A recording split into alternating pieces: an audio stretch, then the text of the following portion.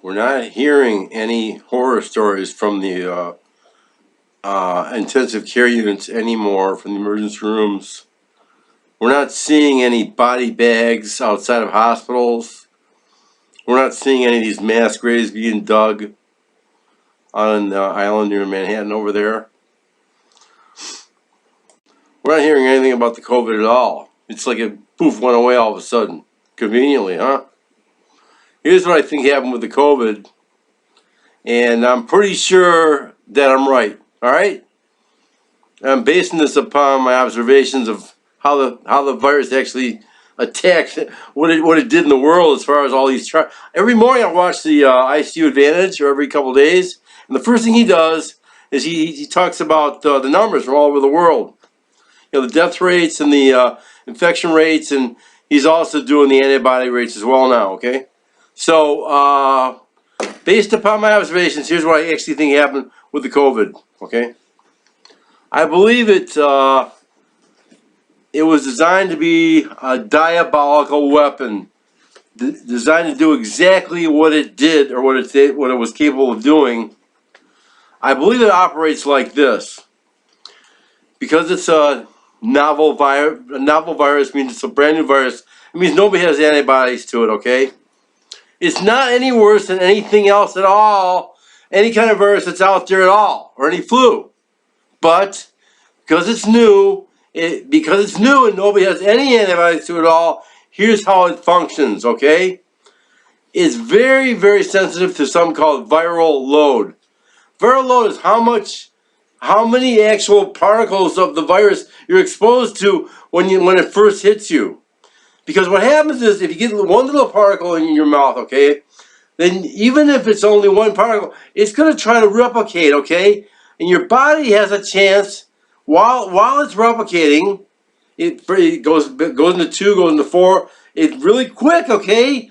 But while that's happening, your body has a chance to make the antibodies for it, and our body knows how to do that somehow. It really does. Everybody's body already knows how to do this for the COVID-19. It's no problem, okay? So the body has a chance to make antibodies, and if the number of antibodies can raise, and if they can exceed the number of bacteriophages, or the virus counts that have that they've multiplied to by then they're going to win the war, okay? You get a little fever, and you won't even notice it. It'll go away, but from then on, you've got the antibodies, okay? And the more viruses that come, the more antibodies you make. But at that point, as soon as you got a bunch of antibodies in you, you're already ready, you're already prepared, you're already immune, basically. You're not immune to a heavy viral load, okay? And that's why even the people that are working in some of the hospitals and stuff, when they got people sneezing in their face, really heavy viral load, even though they may have already been somewhat immune, no, you can't overcome a viral. It's all about viral load, okay? So, I hope everybody's following what I'm saying so far. That's what made this a perfect fucking weapon, okay? The guys that concocted this weapon, they knew exactly what the fuck they were doing. They knew exactly how it was gonna spread, okay? It spreads when you give a heavy viral load, and that happens when you keep people locked up in tight places. That's why it raced through the old folks' homes and the prisons and the group homes. It did that because they had the heavy viral load before they had any immunity, and it killed them. They weren't able to win the war, the battle. That's so. Knowing that the virus operates like that, okay, they've got a weapon, okay? They can use it any way they want to use it. And by the way, I'm pretty sure that they already knew that the hydrochloroquine was going to be there available to save everybody in case it got out of control. So they had this weapon that they could use, and they knew that if it got out of control, they could always use hydroxychloroquine. So, but in the meantime, they could scare the fuck out of people with it. And that's exactly what they did. They did this fucking perfectly. Don't tell me they didn't do studies and know exactly how this is going to play out, okay? You know, and then what they did in New Jersey, New York, and Michigan, and in Italy, they went and they ran with it. Okay, they went and murdered all those people. They did the exact thing that you would do to murder as much old people as you could in one time. The way they did it, the way they tested everybody possible, they rounded everybody up that they could test. Everybody that they found that had the virus, they went and found all the people that they had contact with. They tested those, but everybody that was positive, they moved them right in the old folks' homes. They emptied the hospitals, moved them right in the old folks' home. They put them in those closed-in areas, and they got those people sick because they couldn't handle that viral load, and they knew that. So then the numbers started spiking. And they were, that's when now they got control. They use this virus as a weapon to gain control over everybody. I'm absolutely positive of it. Positive of it. The governors of those 3 states and the prime minister of Italy knew exactly what they were doing. They murdered all those people straight up, all right? Straight up. Now, based upon what I just said, I got a question for you guys. How come you guys don't care about that? Why isn't anybody protesting that? Why aren't you protesting all the people that were murdered by these governors and the prime minister of Italy? Why aren't we in the streets breaking down government buildings and demanding that the governor of Michigan explain why she did that? Why she murdered those people on purpose? How many of those people that died were black? A fuck of a lot of them, okay? Why aren't you protesting the black people that were murdered by all these white governors, huh? Huh? Why are we saying anything about this at all? What the fuck is going on here? I'm going to play you a whole show tonight. And it's very important that you listen to this whole show, okay? I'm going to shut up and just listen to what this guy has to say. If you value any kind of freedom or liberty, or if you value if you have any kind of consciousness, if you want to actually know what's going on in the world today, okay? Listen for the next 12 minutes, please. Please. He'll explain why this whole thing happened. Straight up. Hello, this is Tony Heller from RealClimateScience.com, setting the record straight about science. In this video, we're going to look at what the press and scientists have to say about protesters. The Washington Post says that lockdown protesters don't care about lives. These people were protesting the fact that they weren't allowed to work and feed their families. But the Washington Post said that this small group of well-behaved people was going to cause a massive viral epidemic. And USA Today said that people who wanted to work and get the economy back going risked your health and were going to slow the reopening of the U.S. economy. Business Insider said that people who wanted to work were mind-bogglingly selfish. This small group of peaceful anti-lockdown protesters in Canada was called reckless. Dr. Burke said that the protesters in the Michigan Capitol were devastatingly worrisome. But for some reason, Dr. Brooks didn't say anything about being worried about the Michigan governor who was sending sick people into nursing homes. The only person in the state capitol who was killing people was the governor herself. Jimmy Kimmel said that lockdown protesters were suicidal. The Guardian said that lockdown protesters may have spread the virus widely. Journalists said that lockdown protesters have a moral duty to forego medical care in favor of those who followed the rules. Fox said that people who wanted to work and feed their children were racist. Their argument was that black people had suffered COVID deaths at a higher rate than white people. Thus, white people who wanted to work were risking the lives of black people. But all of a sudden, a few days ago, everything changed. A government employee in the most left-wing city and most left-wing state in the country killed a black man. The two men worked together for 17 years, and there's never been any motive established for the killing, but the press immediately determined that this was due to white racism and white supremacy. And all of a sudden, mass protests were a good thing, not a bad thing. Apparently, viruses know to stay away from social justice protests. Protesters no longer menace the public with the virus, but 10-year-old children running a street corner carnival apparently did. The New York Police Department sent 3 vehicles to disrupt a street corner carnival run by 10-year-old Jewish children. They said that these 10-year-old children threatened the public with coronavirus, even though the World Health Organization says there's not one single documented case of a child passing the disease to an adult. And these same medical professionals on Twitter who demanded the lockdowns and demanded the end to the anti-lockdown protests suddenly changed their view. This online petition was signed by many bigwigs in the Twitter medical community. Now they said that mass protests were a good thing because they were going to end white supremacy. I'm 63 years old and I've lived in many parts of the country, and I've never met a white supremacist. I'm sure there's some white supremacists out there somewhere, but it's unlikely that very many of them are in positions of power. But during my life, I have met tens of thousands of delusional leftists. There's not one shred of evidence to support the idea that this killing had anything to do with white supremacy. The problem with our Democrat-run inner cities is not white supremacists. It's incompetent policies from Democratic politicians and thinkers. 50 years of failed progressive thinking and policy has done huge amounts of damage to our inner cities. Democratic policies have been based around the idea of keeping blacks dependent on Democratic politicians. A more appropriate motto for Democratic politicians than Black Lives Matter would be Black Votes Matter.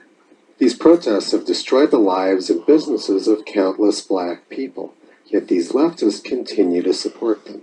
I'm not surprised a bit that people like Rachel, who promoted the lockdowns and attacked anti-lockdown protesters, are also flaming leftists. But what's interesting about their stance is that it's now clear that these health professionals do not believe these large gatherings of people are a significant risk to public safety. If they did believe it, they would not be supporting these mass protests and riots. Their anti-lockdown protester stance was based on politics, not public health. I was telling you guys earlier that even Governor Whitmer herself was walking in a protest this morning. That fucking bitch, a hypocritical fucking cunt.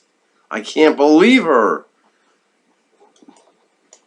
Overnight, they changed their stance to say, "We support protests as vital to the national public health."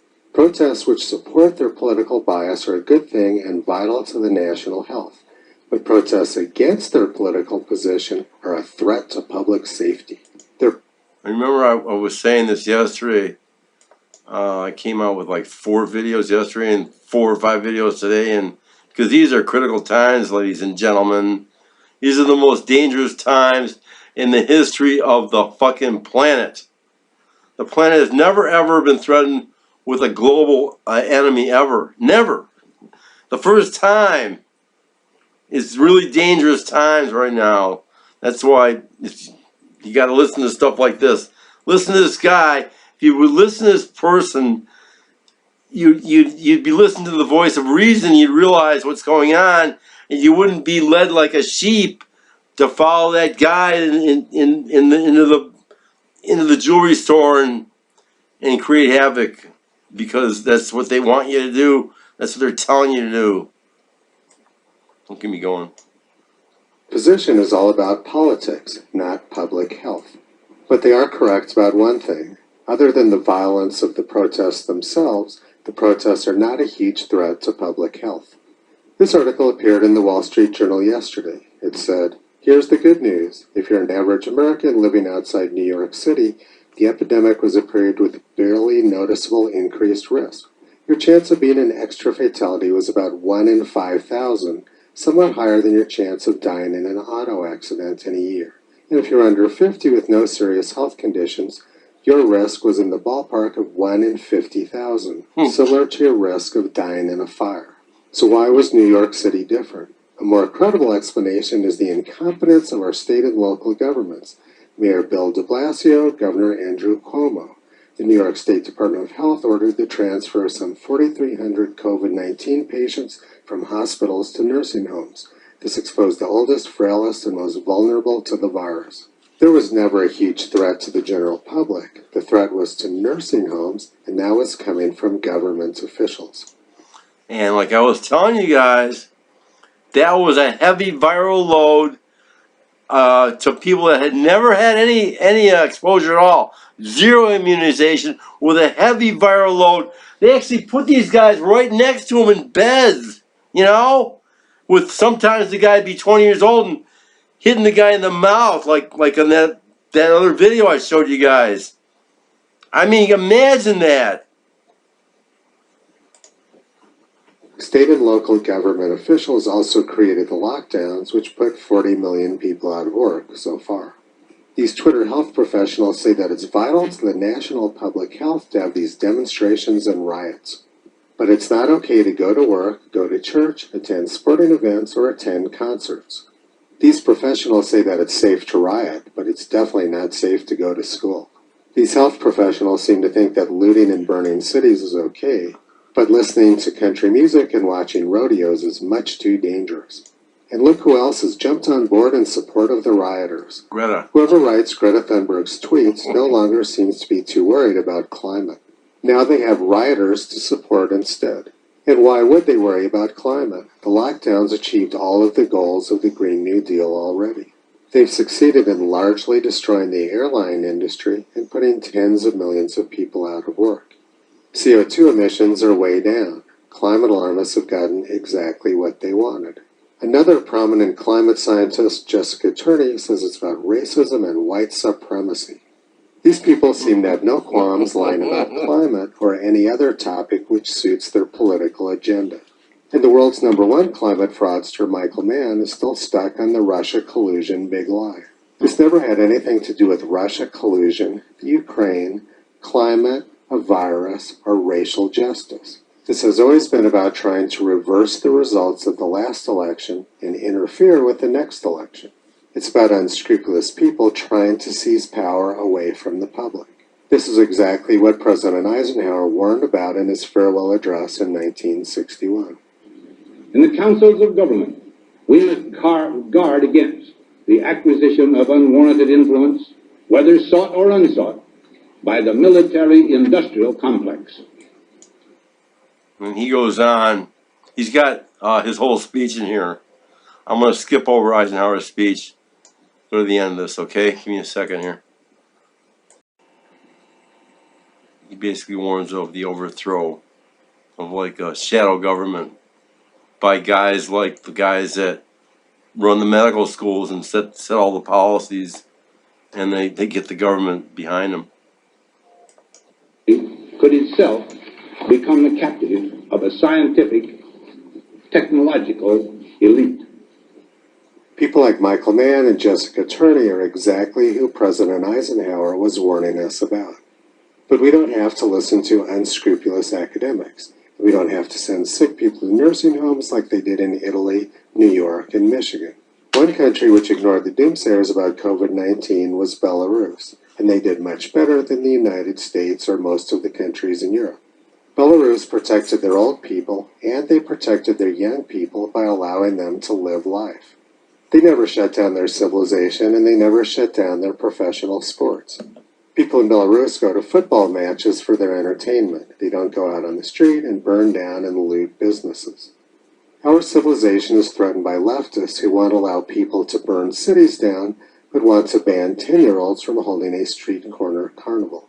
In one way, Greta Thunberg is right. It is devastating to see the development taking place in the USA. 40 million unemployed and cities being burned down by crazed leftists. People who want our civilization to survive have to stop putting up with this insanity. Our future, and the future of our children and grandchildren, has never been at more risk. President Trump is trying to put Americans back to work, but the press and other leftists are trying to burn America down. These leftists don't care about all the poverty, hunger, and homelessness which is looming on the horizon for millions of children. They only care about one thing, and that's power and control of other people. 3 months ago, we had a booming economy, historically low unemployment, and President Trump was cruising to victory. But leftists couldn't allow this to happen, so over the past 3 months, we've seen their scorched earth policy. What's going on in the United States right now is very ugly, and it's not easy to look at. It would be very easy to just turn away and pretend that we don't see what's going on. But Ayn Rand said, the hardest thing to explain is the glaringly evident which everybody has decided not to see. Toto keeps his eyes wide open and sees very clearly what's going on. Visit him on the web at realclimatescience.com. He's been pulling back the curtain on junk science and propaganda for a long time. He's got a little picture of Toto the dog, from Wizard of Oz. He says he pulls back the curtain. This guy is so awesome. I love him, man. He's got the smoothest voice. He says the right things, and he's just so right on. It's sad. Everything he says is actually true. And please, people, listen to this video here. I got a link to his stuff and just play it over. And that's what's going on. How come you guys aren't protesting that? Why are you guys being sheep, following the lies that they keep telling you? Why do you keep letting that happen? It's 5th of June 2020, 2 o'clock in the morning. Martin Lawn from Livonia, Michigan. Can you imagine all the grandmas and grandpas and older people, older folk, and the people in the group homes that, well, at least the old people, they worked their whole life and they had their retirement. They wanted to be comfortable in the last few days, and they had family coming in, and they were happy. And all of a sudden, one day, poof! One day, they locked the doors, and all of a sudden, their relatives couldn't come in and see them. And then, a couple of days later, they started getting these roommates in there, including this one guy that beat the 20-year-old guy that they put in with a 70 or 80-year-old man. He sit there taking a video of himself beating that old man in the face like 50 times. President Trump, he couldn't even believe it was even real. He thought it was staged. There's links to that too. But these people, all of a sudden they had these roommates, and boy, all of a sudden, because they had no immunization, they were in close quarters with very viral people that they just moved in there, and they got sick, and they weren't able to overcome the viral load, and they shipped them off to the hospitals. All they knew is all of a sudden they started getting sick one after another, and all of a sudden these people in these masks came and they took them away. They put in ambulances, and they never saw anybody's face after that ever. And they definitely never saw any of the faces of their relatives either. All they saw were, it would be like they were on a spaceship all of a sudden. People with these masks coming on and tell them, oh sir, we're going to put a tube in your throat to make you a little more comfortable. And then they sat there and they choked to death. They couldn't breathe. And the way the hospitals administered their treatments, they fucking killed them. Straight up killed them. They couldn't even see a lot of those people. They couldn't give them hydroxychloroquine. They knew it worked. God, this is such a fucking nightmare. Can you imagine what it was like to die like that, gasping for breath, and nobody's ever around, a bunch of guys in the masks, and none of your relatives are there to hold your hand? What about that? What about the 10,000 black people that died like that? How come nobody's protesting that? Huh? Come on! Wake up!